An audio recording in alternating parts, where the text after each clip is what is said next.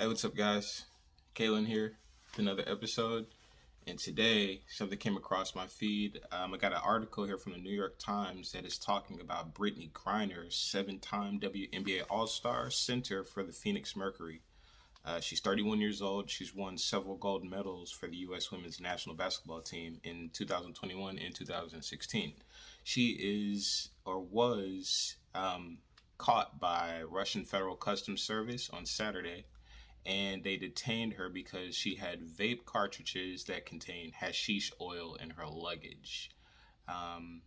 She's being held in Moscow now, currently, I believe. And according to the statement, a criminal case has been opened into the large-scale transportation of drugs, large-scale, which can carry a sentence of up to 10 years behind bars in Russia. The basketball player was taken into custody while the investigation was ongoing. The Mercury, her team, said, "We are aware of and are closely monitoring the situation with Brittney Griner in Russia. We remain in constant contact with her family, her representation, the W.N.B.A. and N.B.A. We love and support Brittney, and at this time, our main concern is her safety, physical and mental health, and her safe return home."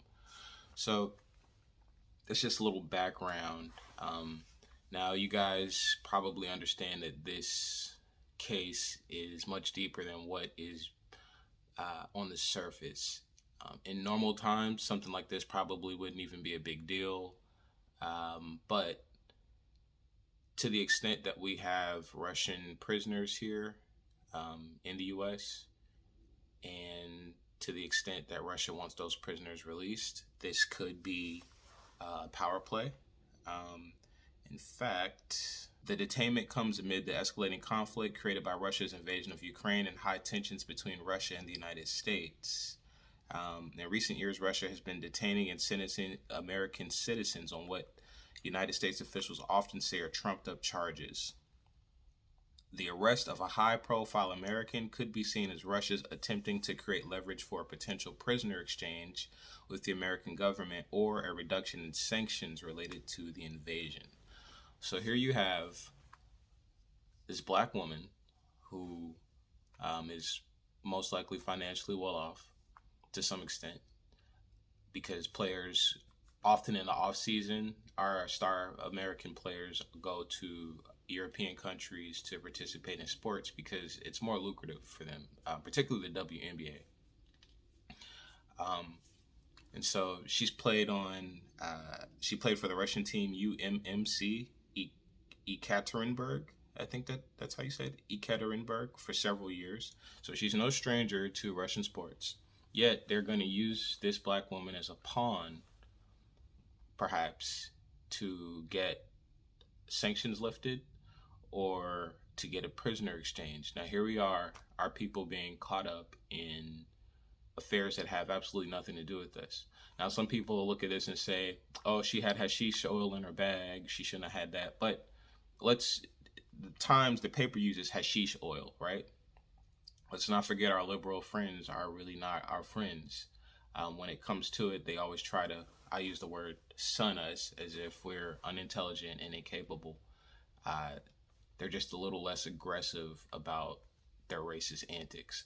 So they use hashish oil. What they should have just said was simply a vape pen. And if I'm looking in the article, okay, they did say vape cartridges. American basketball player after finding vape cartridges that contain hashish oil in her bag. So I feel like the term hashish oil is strong.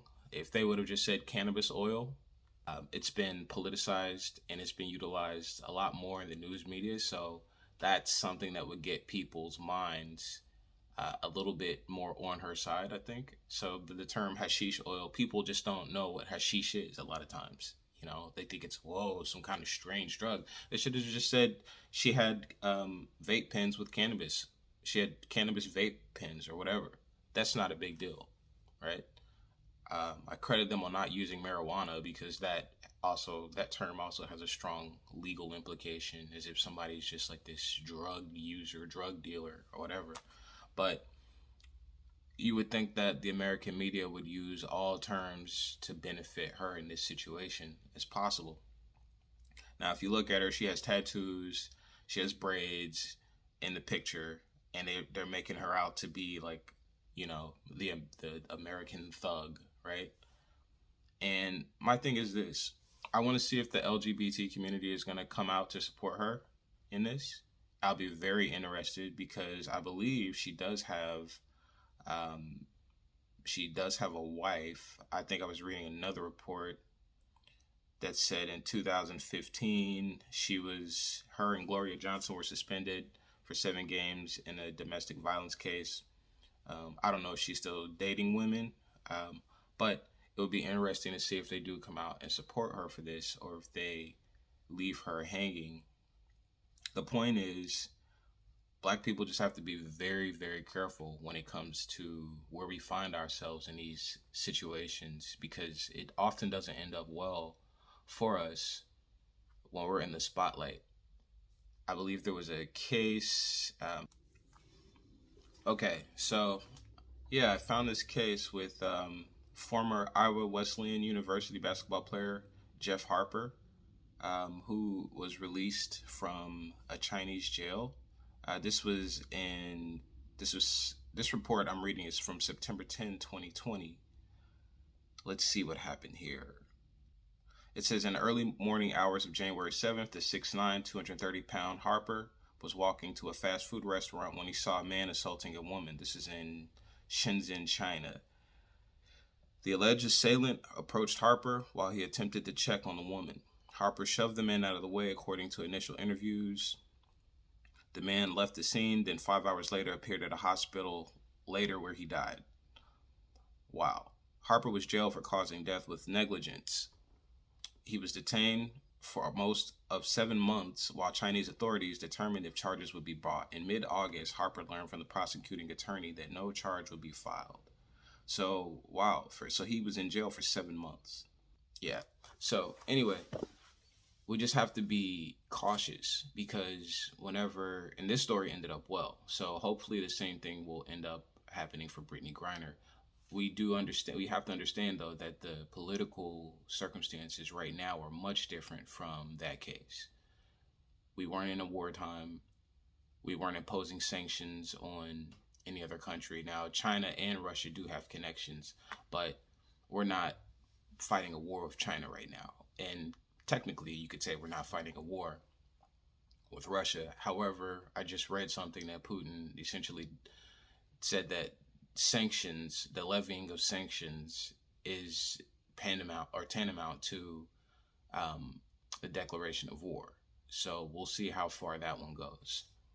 Anyway, good luck to Brittney Griner and her family. I wish the best for them. We just have to be very careful, particularly as Black Americans, when we're going places, as Black people, period.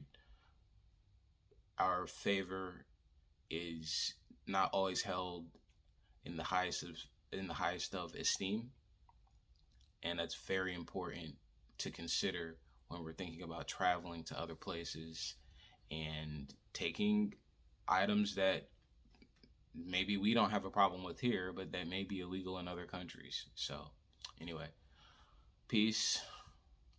Hope all is well. Take care. Bye. Like, subscribe.